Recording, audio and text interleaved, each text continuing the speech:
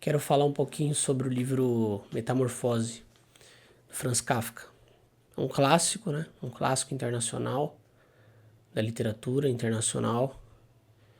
E um grande exemplo, para mim, de como uma obra que nada tem a ver com religião, com teologia, ela apresenta um pouco do DNA do criador. Porque ali tem, como qualquer outra obra feita por um humano, tem um traço, né? Qualquer obra feita por uma criação tem o traço do seu criador, né? E não é diferente com Metamorfose. Então, apesar de ser um livro que muitos dizem ser, né? Um livro interpretativo, né? Você tem milhares de interpretações, muitas interpretações diferentes para o que significa aquilo que se passa no livro. Você tem ali algo bem real, né? Porque você tem um ser humano, e quando você tem um ser humano, você tem realismo ali, mesmo que não seja completamente real aquela história. Franz Kafka, ele se disse até ateu em um momento da vida, no momento, acho que da adolescência dele. Pesquisando, você vai encontrar isso. Mas de uma família judaica. Então, um homem que cresceu com bastante cultura judaica e sua família era judaica religiosa, então ele conhecia bastante da cultura judaica e também teve bastante contato com a graça de Cristo em certo momento da vida, então, e até escreveu sobre isso. Então, um homem que se disse ateu em algum momento, mas que teve bastante contato com o divino, né? E com a palavra de Deus, de certa forma, né? Agora, Metamorfose é um livro amado por muitos, não amado por alguns, e apesar de não ser amado, não deixa de ser por alguns, e acho que é como qualquer coisa, né? Qualquer obra ou qualquer coisa na vida vai ser amada por alguns e não amada por outros. Então, a verdade é que é um clássico, né? Mundial. E todo mundo que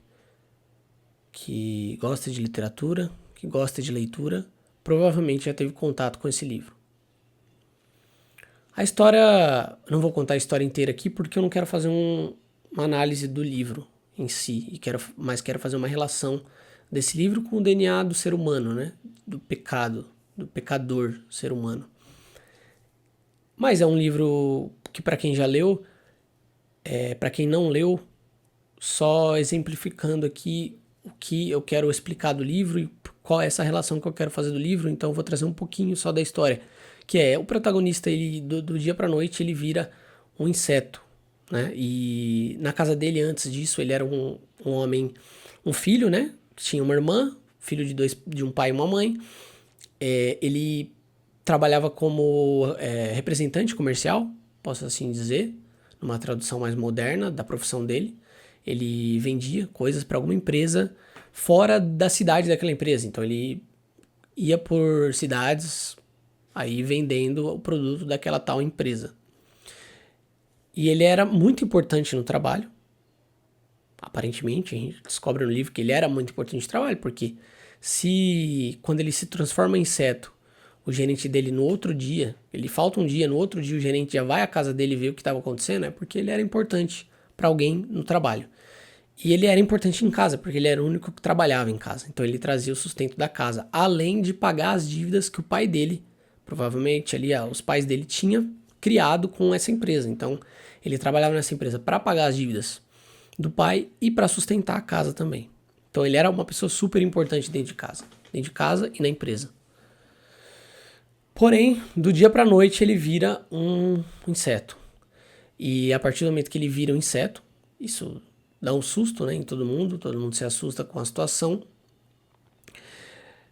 Mas logo, né, e por aí o texto vai desenrolando, o livro vem desenrolando em sua narrativa que ele vai deixando de ser importante. Na verdade, as pessoas começam a deixar ele de lado, porque ele não é o mesmo, ele é uma pessoa ali que eles não querem mais ter contato, de certa forma.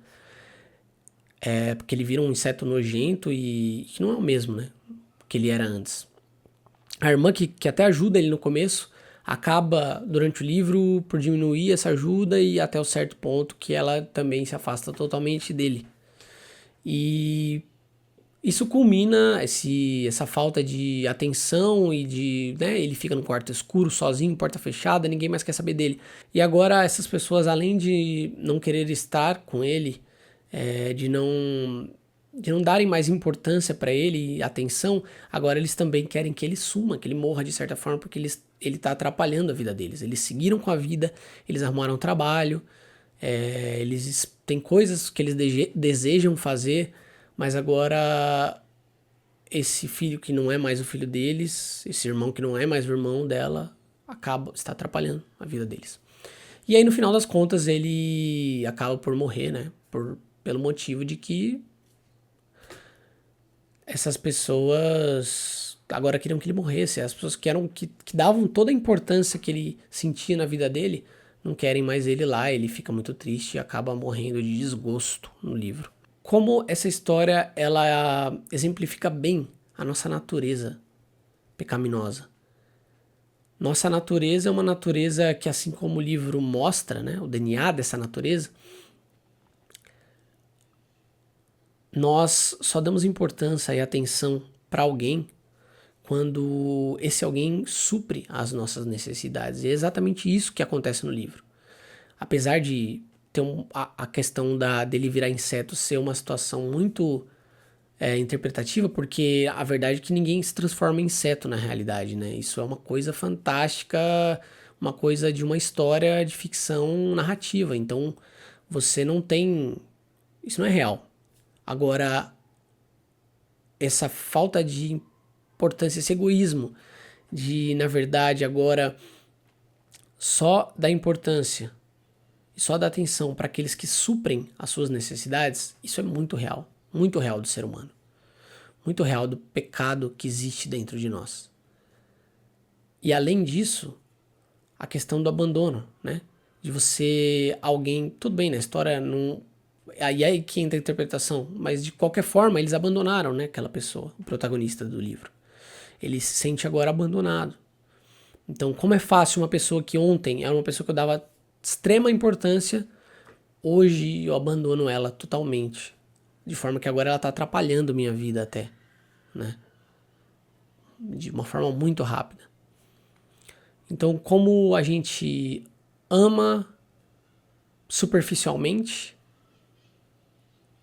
e aí entra o oposto total, né? A oposição total a isso, que é agora o caráter do Criador, que é um caráter totalmente oposto a esse caráter do ser humano, da sua criação, né?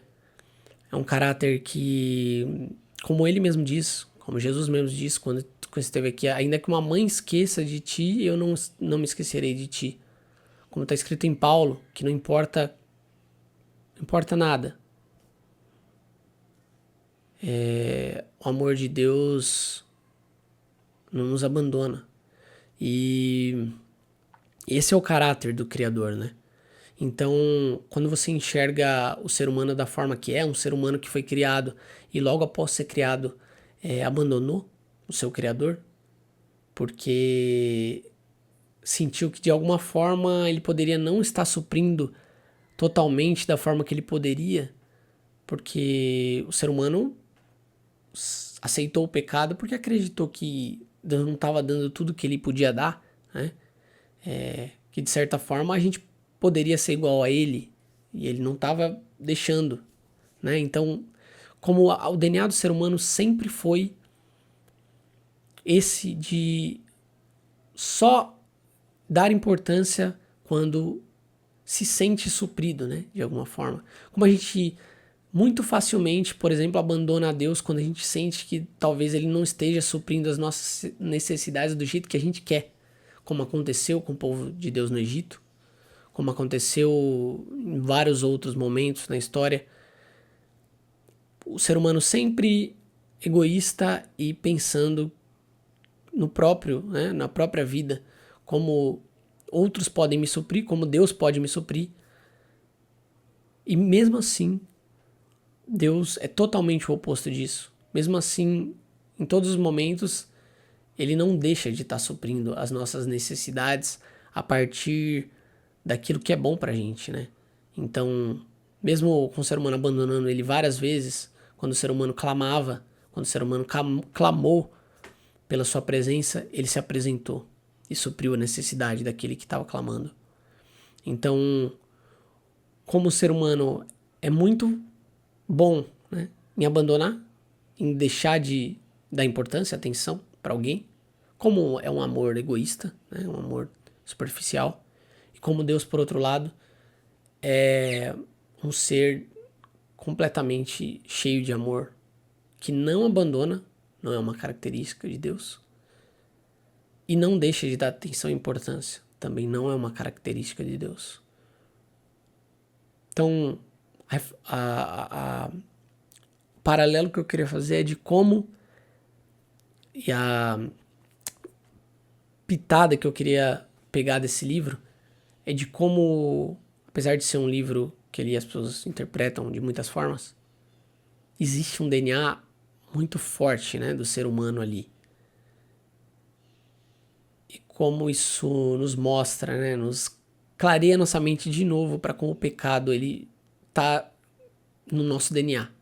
Como a gente precisa de Deus para que a gente não deixe que nossa vida seja isso, né? Nossa vida não aceite que a gente é isso e pronto.